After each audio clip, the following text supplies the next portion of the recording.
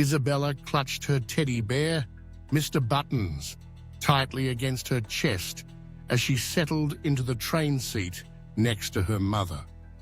The rhythmic chugging of the train echoed her heartbeat, a steady reminder that they were leaving Chicago behind, embarking on a journey that felt both thrilling and terrifying.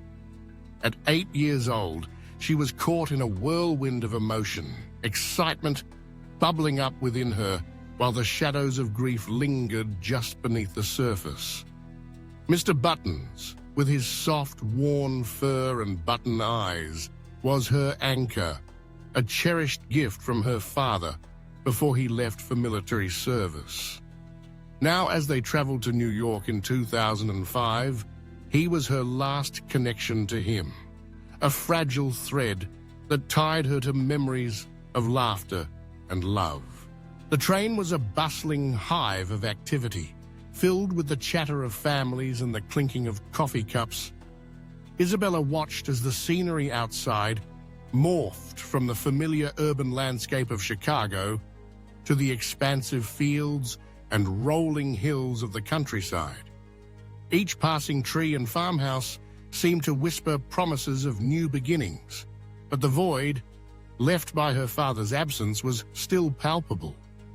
She leaned her head against her mother's shoulder, feeling the warmth radiating from her, and took comfort in the familiar scent of her mother's perfume, a blend of lavender and something sweet. As the train chugged along, the gentle sway lulled Isabella into a peaceful sleep, her grip on Mr. Buttons loosening as she drifted into dreams filled with fantastical adventures. But when she awoke, the world had shifted. The train was still in motion, but her heart sank as she realized Mr. Buttons was no longer in her arms. Panic surged through her as she looked around the compartment, her eyes darting from seat to seat, desperately searching for her beloved bear. "Mom, where's Mr. Buttons?" she cried, her voice trembling. Her mother turned, concern etched across her face as she knelt beside Isabella.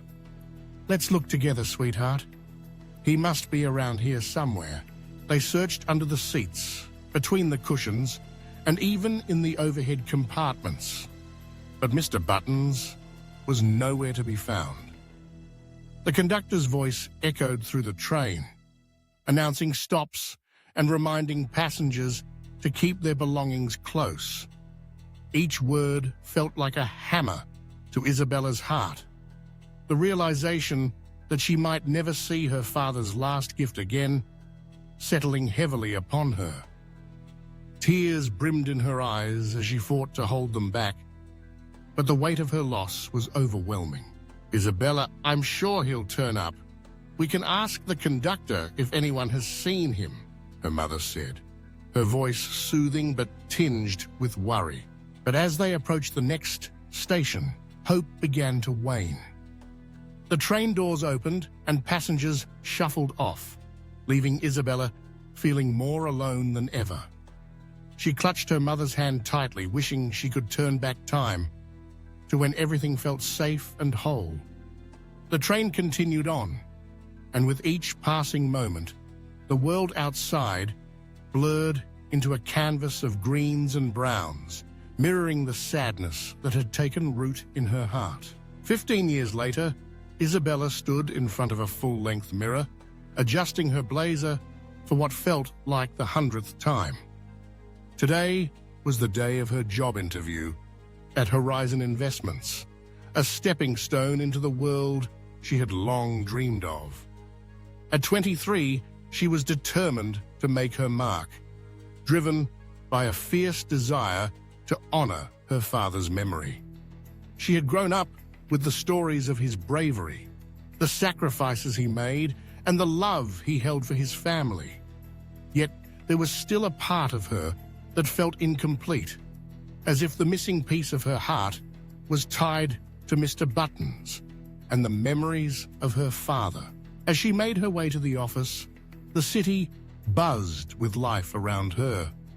The skyscrapers loomed overhead, their glass reflecting the bright morning sun. Isabella felt a mixture of excitement and anxiety, each step taking her closer to an unknown future. Once inside the sleek building, she was greeted by the receptionist and directed to the waiting area. Her nerves danced in her stomach, but she took a deep breath, reminding herself of the strength she had inherited from her father. When it was finally time for her interview, she was ushered into a spacious office filled with natural light. The walls were adorned with art, and a large window offered a breathtaking view of the city below. Sitting behind the desk was Marcus Davidson, the CEO of Horizon Investments. He had an air of confidence, but there was something else there too, an unspoken understanding that resonated with Isabella. "Welcome, Isabella. I've been looking forward to meeting you," he said, his voice warm and inviting. As they began to talk, she felt her nerves slowly dissipate, replaced by a sense of ease. They discussed her education, her aspirations, and her passion for finance. But as the conversation unfolded, Isabella noticed a glimmer of recognition in Marcus's eyes when she mentioned her father's name. "I knew your father," he said, his tone shifting to something more somber. "He was a remarkable man. He saved my life in combat." Isabella's heart raced as she processed his words. "You knew him?" she asked, her voice barely above a whisper. Marcus nodded, his expression filled with a mix of admiration and sorrow. "He was brave. We were in a tough situation, and he didn't hesitate to put himself in harm's way to protect me and others. I owe him everything."